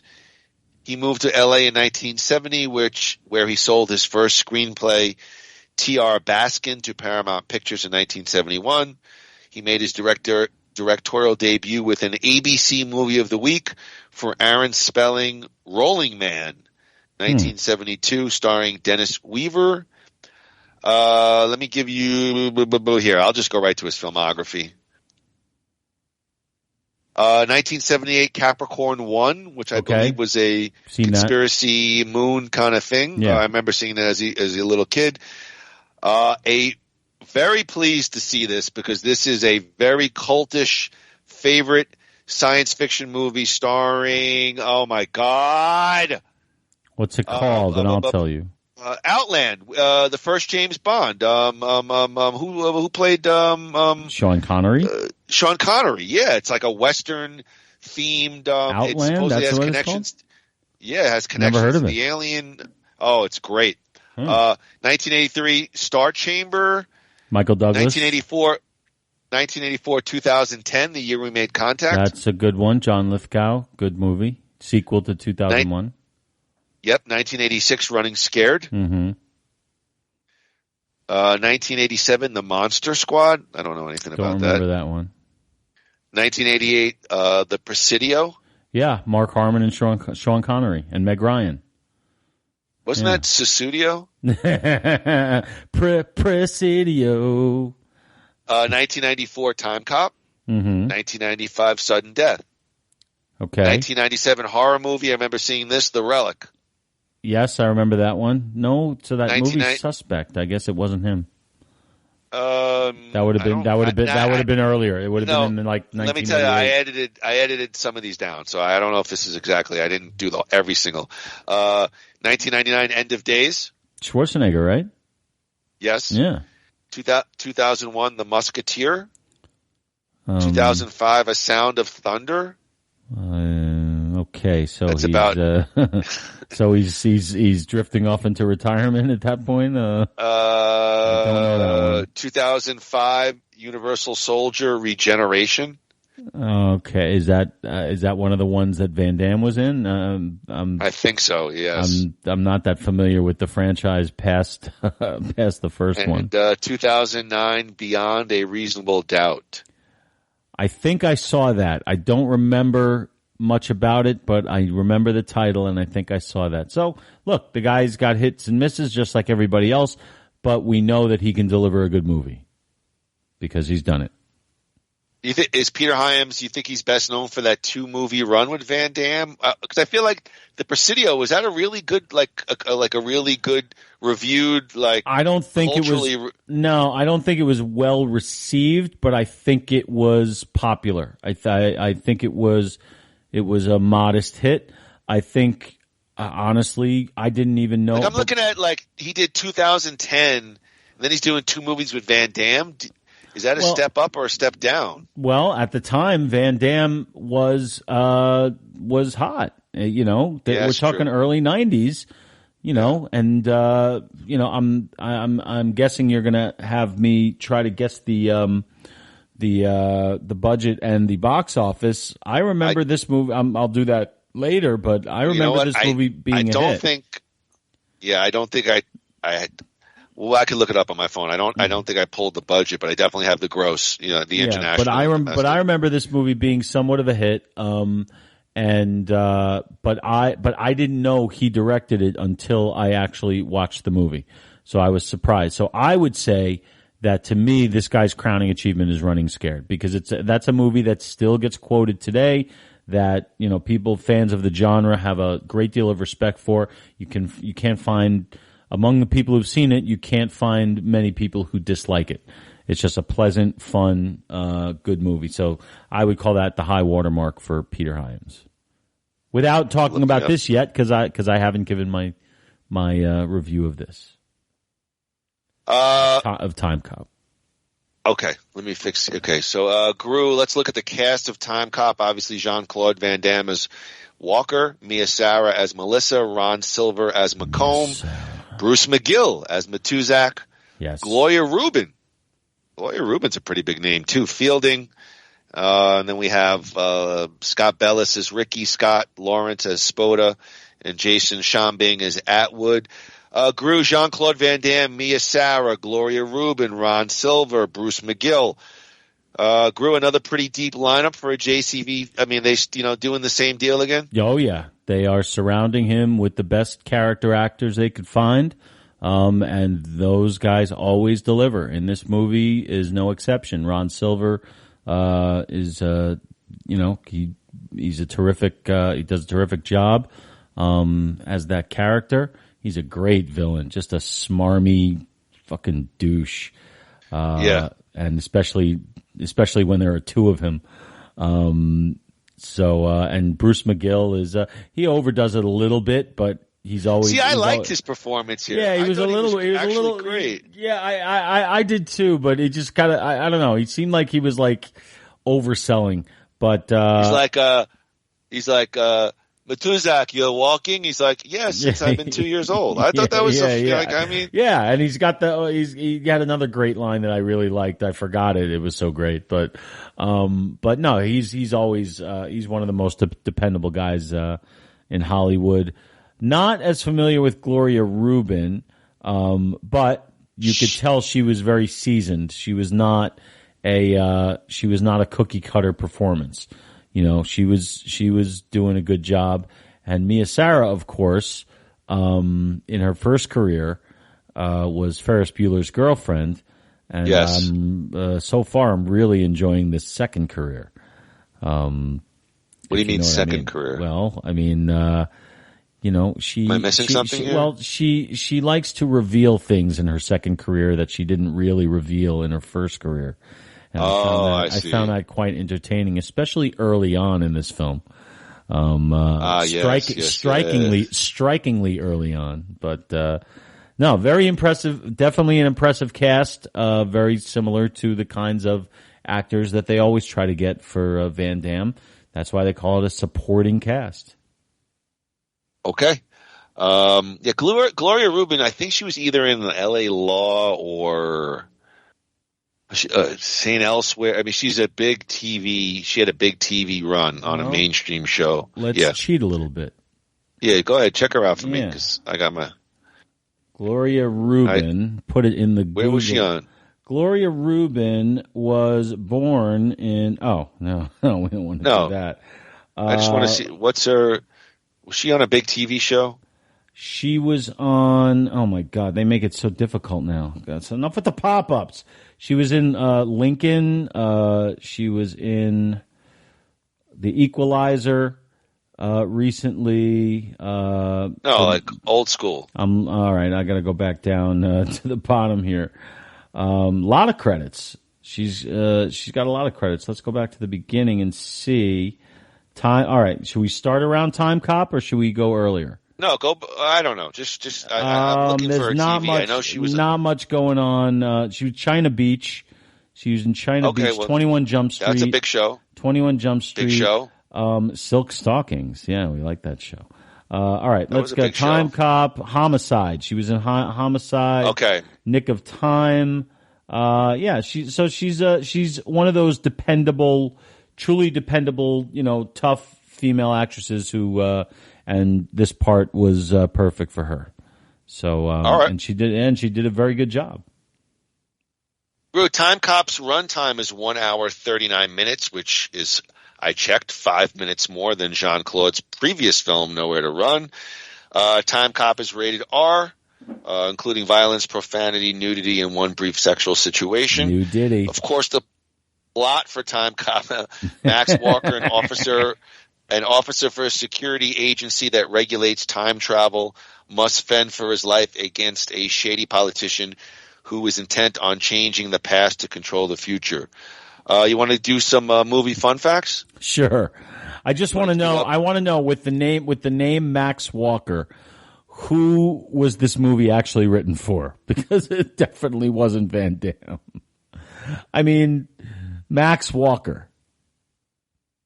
Jean-Claude Van Damme. I mean, they could. Well, did you not like the fact that they didn't come up with he's a visiting Canadian Mountie, and it just don't insult my intelligence by giving the guy I don't know. It seems like that's what they always do, and it's not just for this one. It's for Stallone's movies. That they could do so much better than these ridiculous names. Would you have felt better if it was like Ivan Dobakazi? Give me a Belgian name. That's what he is. You do it. But whatever. It's okay. It's a pet peeve. All right, cue up the fun facts. We don't have a fun facts thing. Don't we have movie fun facts? Didn't we have a little jingle? Didn't you do something? No, we've never had a fun fact. Yes, we have. You know no, you're if lying. If we do, I don't know where it is. All right. Well, okay. I don't remember one of those. Yeah, you did a thing. You did it. Movie fun facts. Good. Maybe. I don't know where. Oh it is. Lord. I'm sorry. Oh Lord. Craig said our production was vastly improved. All right. I remember actually seeing this and calling BS on this a little bit. At the end of the movie, when the C4 is set for 2 minutes, 18 seconds, it goes for more than 30 seconds longer for exploding in the house. Yeah. Like he's walking down the stairs and there's 8 seconds left and I'm like, oh, this guy's toast. And he like runs out and he's all the way in the street before it explodes and he goes, oh, yeah. His wife's in his hands. That's a world record for a 100-yard dash right there. Let's see here. At the end of the movie, this is what some people wrote. You could, if you want to bail on this, I cut down a lot of it because a lot of the viewers' points are with the whole time loop thing and calling bullshit on that. And I do agree that these time loop movies are difficult to follow, and just the nature of it offers a lot of plot holes. Somebody writes, at the end of the movie, Walker is surprised when his son comes out to greet him as he arrives home. Since the timeline had been altered in the final showdown with McComb, he should have known that he had a son. Exactly. Well, he should. No. He should have known. Yes, he should have known that he had a son once it was clear that Tess survived. Because he had found out that she was going to tell him that she was pregnant. So once the whole thing, once he changed everything and Tess survived, he should not have been surprised. What do you mean, Melissa? His wife, Melissa. Melissa. Tess. Yeah. Oh my God. That's Timecop 3. No. You're gonna laugh when we get to what are we watching. So yeah, Melissa, Mia Sara. So yeah, I agree with that.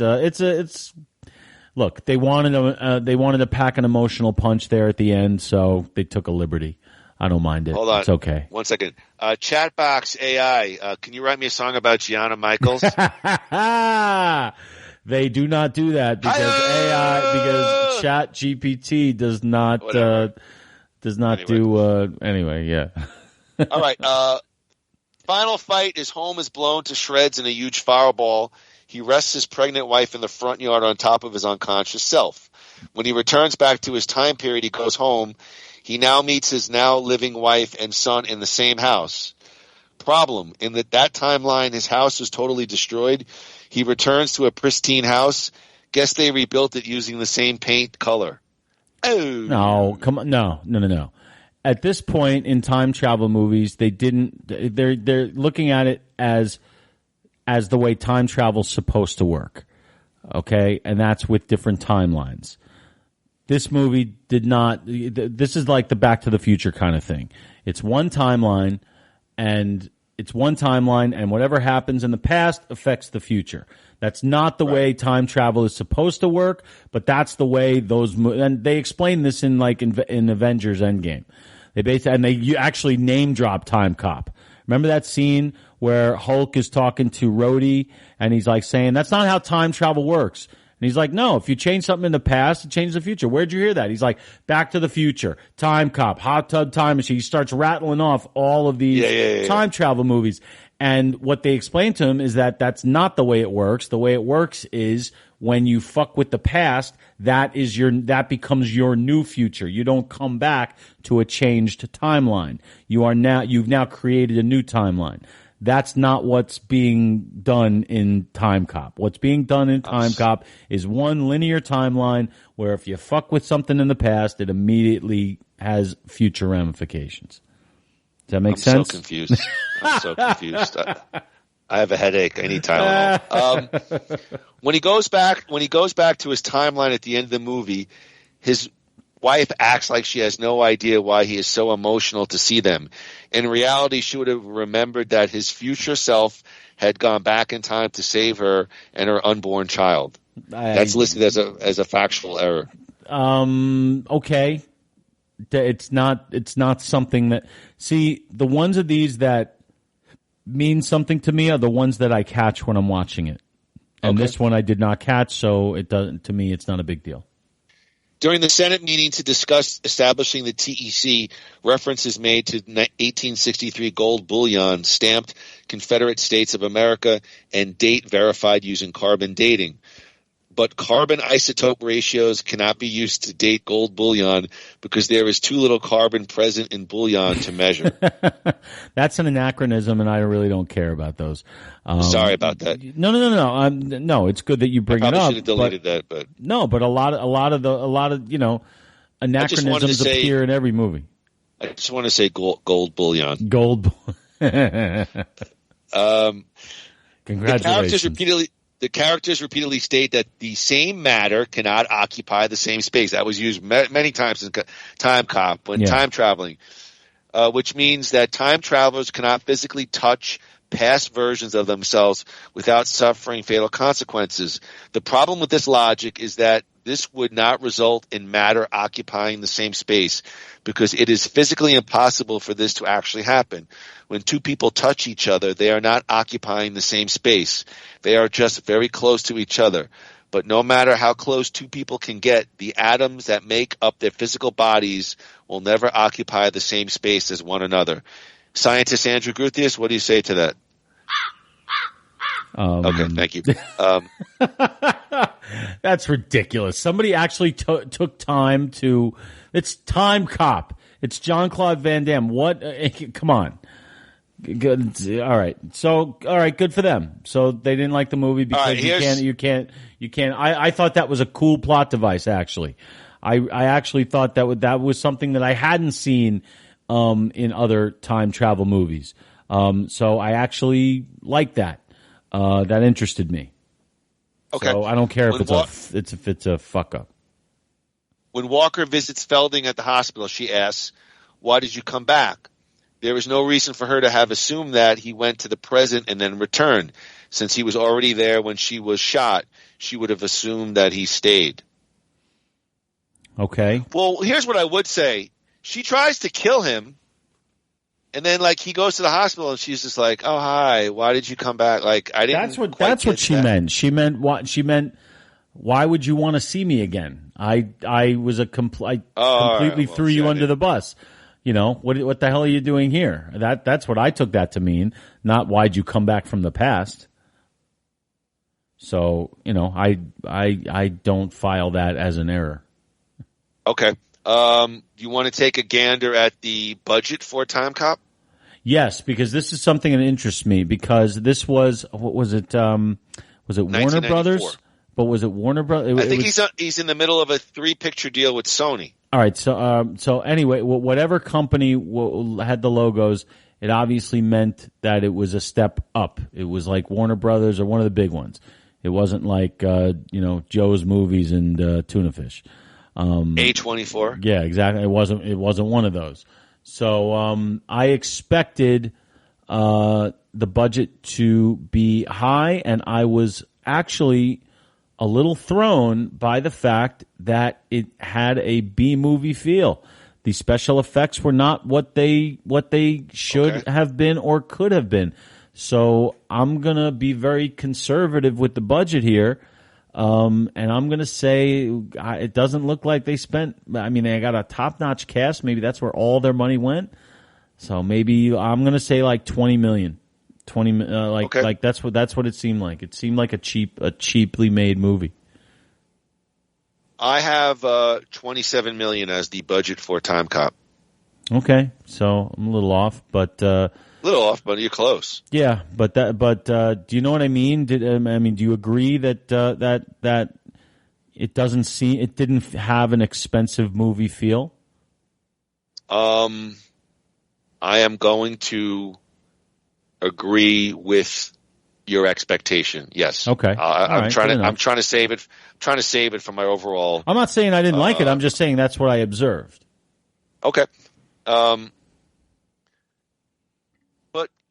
when you see that opening sequence like Civil War era times, it's definitely eye catching for a Van Damme movie. Right away, this is going to be something different. This is not going to be a chop-socky film. You're getting something different here. Now, whether or not it worked for you or for me, we'll find out in a few minutes. But you're differentiating yourself right off the bat. Well, Evan, when I saw that, that was the opening scene of the movie. No context, nothing, except we obviously know when it is and what's happening. I loved it. I was like, all right, this is different. This is surprising. Not what I was expecting at all. The possibilities with this are absolutely endless. So let's go. I was very excited by that opening scene. You want to give a gander? I can give you U.S. and then what it made overseas and the total gross. You could go to any number. I'll take a guess at U.S. because it's very difficult for me to predict overseas. You never know what countries it actually came out in. So I'm just going to stick with U.S. I remember it being a surprise hit and not just successful. I mean a hit. And if I were to say that this might be Van Damme's or one of his biggest hits, I feel like it might have been. I'm going to say a hit in that era meant 94. A hit. If you hit $100 million in that era, it was considered a hit. So I'm just going to stick with that round number of 100 million. I think they hit 100 in the States. Okay, this is what I have, Andrew. I have 45 million take in the U.S. Wow. 57 million other territories for a total worldwide gross of 101 million. All right, so my wrong place, right number. What I have is open the week of September 16th, 94, ranked number 1 with an over 12 million take. Second week ranked number 1, the week of September 23rd, over 8 million take, down 32%.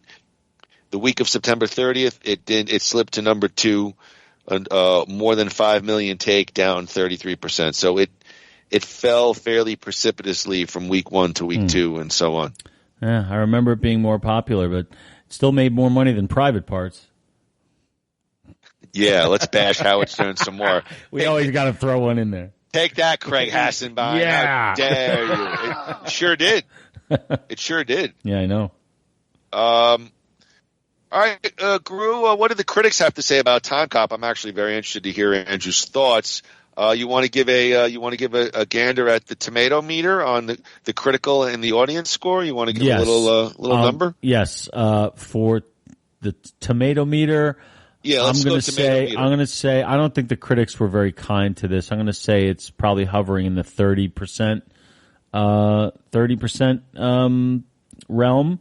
And I'm going to say audiences were a little kinder, but probably not that much. I'm going to say audience 60%. 60, you say? For audience.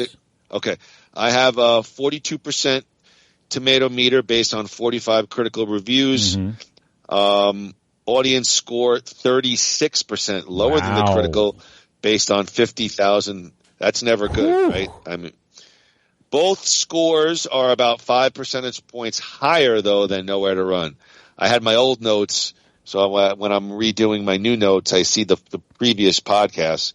So Nowhere was about 5% less for both audience and critic. Well, so it's interesting how these two movies, and maybe it's a pattern that critics are liking Van Damme's movies more than audiences are. Maybe not a good thing. No. Groo, let me give you a couple of clips from top critics. Gene Siskel from the Chicago Tribune said, quote, Van Damme is only compelling when he takes his shirt off. Yeah. Boing. William Thomas of Empire Magazine, this brainless romp is a real blast. Brian Lowry from Variety says, for the most part, Hyams' lackluster direction and the repetitive quality of the action sequences squander an intriguing premise and impressive production design, leaving us a few moments that elicit that sort of wow response such fare needs in order to brose.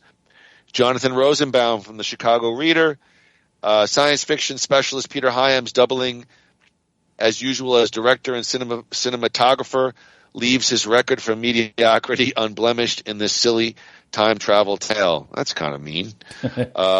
little bit.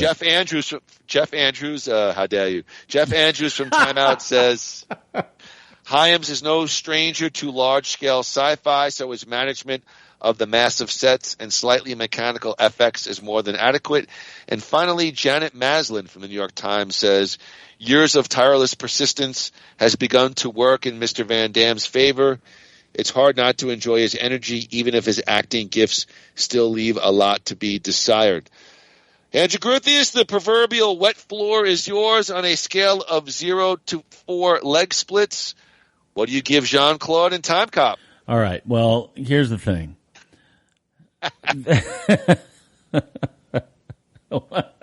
Yeah. Yeah. Speaking of which, LA Knight's disappeared. Where did he go? But we'll talk about that. I don't know if later. that's if this is a bad thing for Timecop when Cruz asking about LA Knight in the middle of his review. Well, I don't want anybody to get mad at me, but here's the thing. No. Come on. Jean-Claude Van Damme is not an actor. I'm sorry. He's just not. He's reading lines. That's what he's doing. So Gene Siskel's right. That's what he's on screen for. He's an insanely talented martial artist who is incredibly good looking and is able to and does have a screen presence, but there is nothing that distinguishes any character that he plays from the other. It's just except whether they're a villain or a good guy. So No Retreat, No Surrender, his first movie. There's a stark contrast to this. Well, that's a silly. Come on. I know that. Silly. But that's my point. So I got to stop expecting the quintessential Van Damme performance. I don't think there is one except for the Expendables 2. All right, I'm just gonna say it. I'm gonna stop expecting it. Other things. The first half of this movie is very, very good. Okay, I love the concept. Absolutely love the concept. Was not aware that it was based on any source material, but whether what was or not doesn't make any difference for me. The idea of going back in time to stop people from going back in time and profiting off that. I like this guy comes from the future to steal gold from a Confederate soldier. Ultra cool. Possibilities are endless. And just when they're, knocking on the door of something really cool, it delves right into the second half, which is just bad guy versus good guy. You got the officer who's a double agent, and the time thing just kind of goes under the table in favor of, guns a-blazing and shit blowing up and sons being dead and then coming back to life and all that stuff. And it became so formulaic. And that was a bummer because I was truly enjoying. It was tough to get through the second half of the movie. I had it by, by the time, he sees his son and I was like, okay, I get it. So based on that, on the quality of the supporting performances, that's a positive. Negative, bad special effects. Positive, great first half. Negative, bad second half. Positive, Mia Sara's incredible scene, we'll call it that.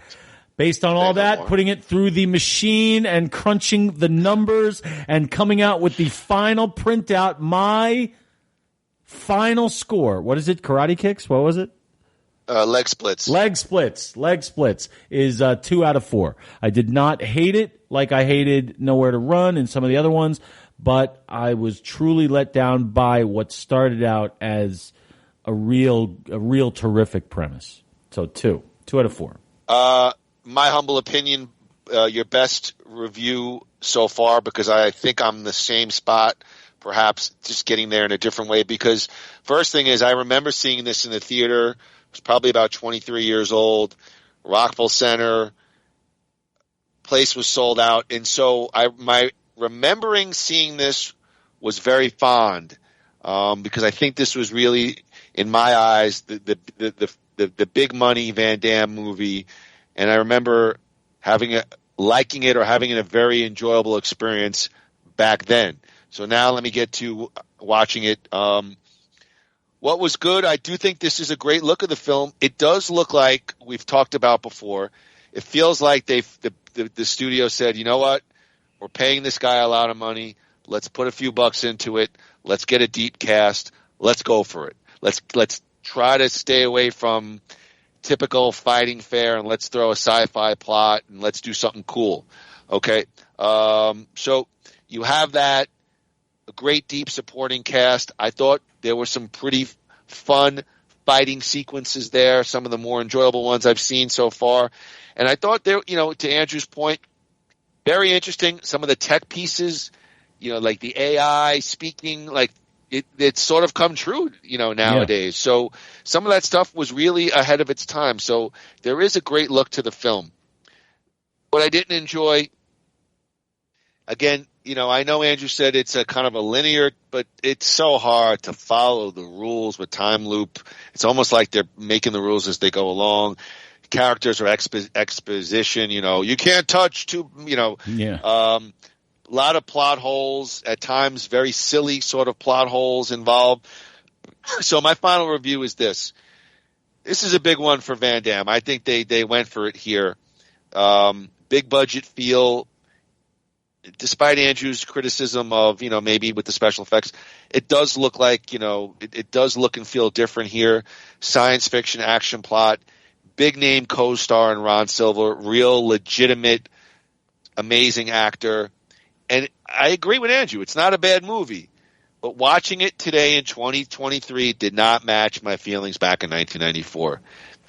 I enjoyed it, but it just fell from me going, you know what, this was an awesome, enjoyable mainstream action movie.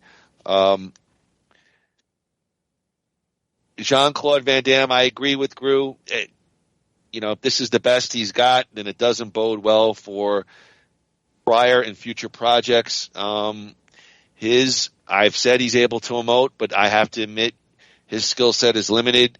In comparison to his peers, some of the guys who've hit, home runs like Stallone and Schwarzenegger, it's not a diamond, but it's a really good cubic zirconium.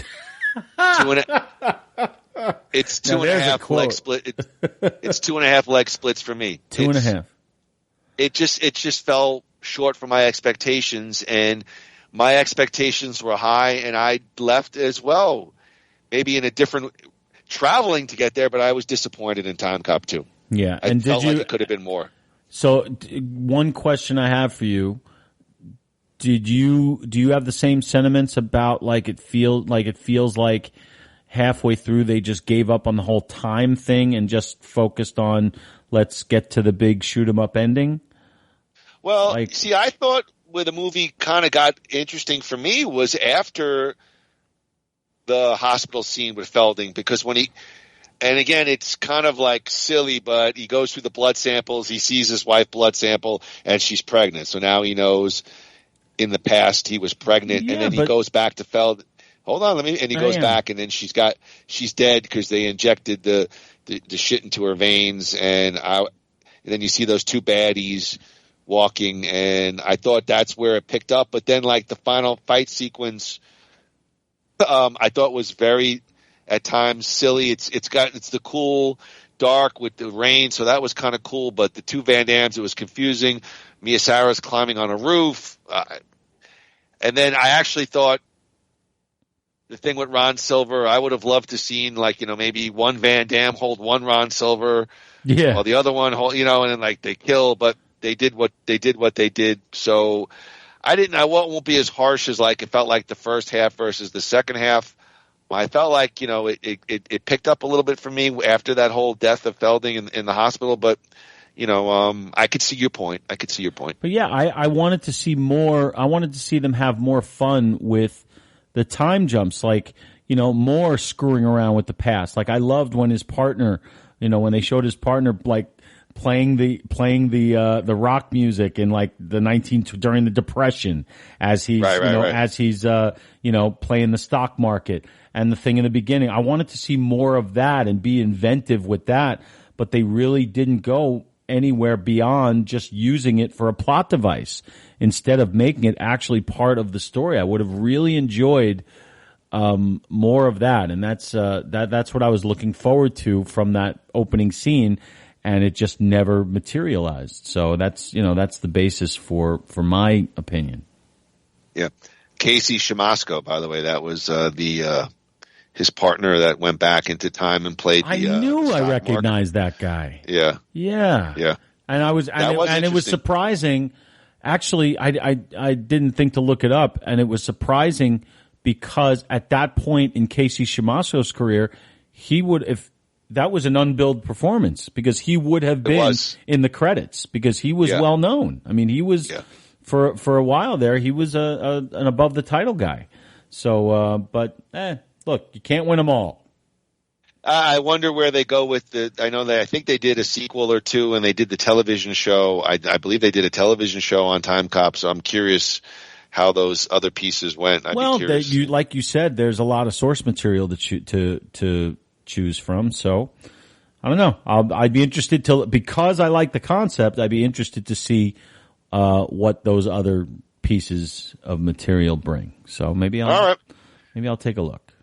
So both my partner and I, there was certainly a liking, but it certainly fell short of our expectations. Groo, before we wrap it up, give us one thing you are watching this week. All right, so Please. One thing I am watching this week, and I forgot the reason why I brought it up before, but one thing I'm watching this week is an HBO Max show called, I'm sure you've heard of it, it's all over social media, The Last of Us. Have you watched it all, or are you just aware of it? I watched the first episode, and I liked it, and I don't know why I haven't gone back and watched it. All right, so it's about a global pandemic pretty much wipes out just almost everybody, or turns them into zombies based on some video game that I've never heard of. I liked the first episode, and I watched the second and the third because everybody was talking about those 3 episodes, and yes, they were good. It's not, but like you said, it's not grabbing me so that I need to rush back in. Yeah. And that's what I heard. I heard about it. I heard they said it's completely bingeable. It's like you can't put it down, and I'm not finding it to be that. I'm interested in it. I think Pedro Pascal is a really good talent. I like what I'm seeing, but it's not pulling me along with it. At least not yet. So, but I'm still with it because I do like it. So that is what I'm watching this week. The Last of Us, HBO Max. So are you recommending this, or are you I'm recommending it because it is good. It's just not. It doesn't live up to the hype that everybody is putting at. If you put the hype aside and you look at it as a science fiction kind of post-apocalyptic story that doesn't have any source material, it's actually pretty fascinating. But it has not met the expectations that were set by all the rhetoric. That's the thing. So, but I'm sticking with it. So I am recommending it because it is good. It's incredibly acted, I will say. So, I am recommending it. Andrew, what I'm watching this week, 2023 Hulu documentary, Stolen Youth, inside the cult at Sarah Lawrence. Grew 8 roommates at a Tony Liberal Arts College in Bronxville, New York. Become 9 as a dad crashes with the 8 roommates.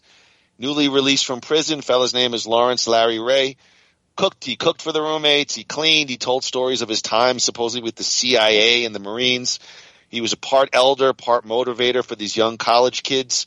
He captured the interest of most of the group, and then things got weird. I mean, really weird. 3-part documentary that's both stunning and explicit on how an older guy kind of weaved his way into a group of college students who became really manipulated. If you have some time, check out Stolen Youth on Hulu. I will, because I'm actually interested, have you noticed that there is like an overabundance of documentaries or stories about cults lately? I'm saying like last 5 or 6 years. But no, but what I have found out about myself is I have really enjoyed documentaries.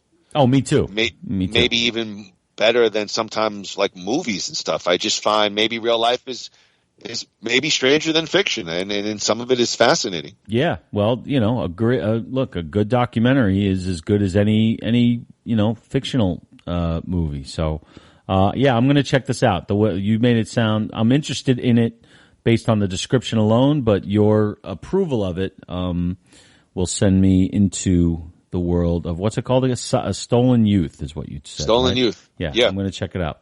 Absolutely. All right, guys. When Groo and I return back to the mothership, Nothing Worthwhile, we'll take a look at Sylvester Stallone's first foray into television. It's season 1 of The Tulsa King. We're going to break it down. Groo, Rocky on TV? Yeah, Rocky on TV. I was very skeptical about Sylvester Stallone making the jump to the small screen, but we'll find out what the results were in just a week's time, hopefully. Okay, but, yes. Definitely looking forward to I'm going to have to give it a rewatch, probably at least the first half, so I'm looking forward to that. Definitely looking forward. What? I don't. I watch those intently. I got them all in my brain. I got them all. So do I. I like to brush up a little bit on certain details from certain episodes. No dementia here, buddy. I'm tight and ready to go. Oh, God forbid. God forbid. Sorry, everybody. But yeah, definitely very excited to talk about the Tulsa King. All right, Groo, in 1 month's time, we will return back to Van Dammit. But in this time, it's 1991, and we're going to switch to the other guy, Mr. Steven Seagal. Van Dammit's going to take a judicious look at Out for Justice, starring Steven Seagal, William Forsythe, and Jerry Orbach. This was an Andrew Gruthius request, and it's gone through our board of directors and has been approved. Andrew, 1991, Mr. Seagal, Out for Justice. Yes, this was a request by me. It's a movie that I've seen many times. I mean, it wouldn't be spoiling to tell you that it's a movie that I endorse. But my purpose my purpose is are we going to just go on and go great movie and what happened to Steven Seagal? No, because my purpose is the same with Over the Top. I want to defend it. I want to see. I love hearing other people's opinions of it, and I have trouble understanding the ones that don't like it. I have trouble understanding why they don't like it, and I love hearing the opinions of it. I'm fascinated by this movie. I don't know why, but so I'm really looking forward to talking about it with you. All right. Well, that will be Van Dammit next month at the expense of our audience. Out for Justice.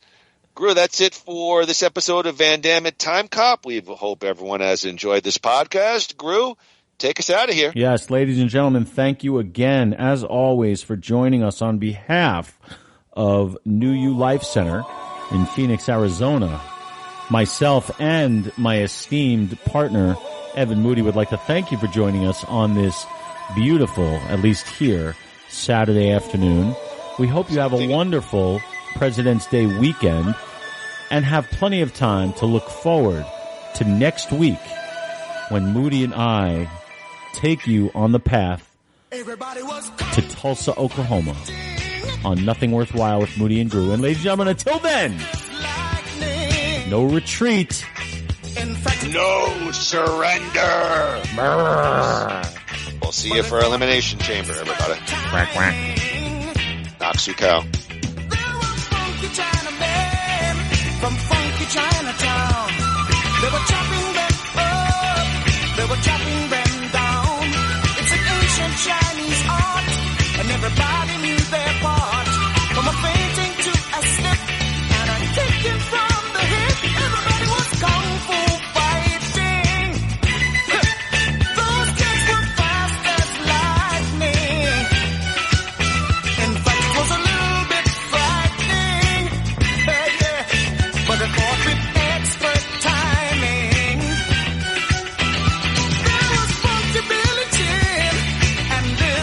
funky charm.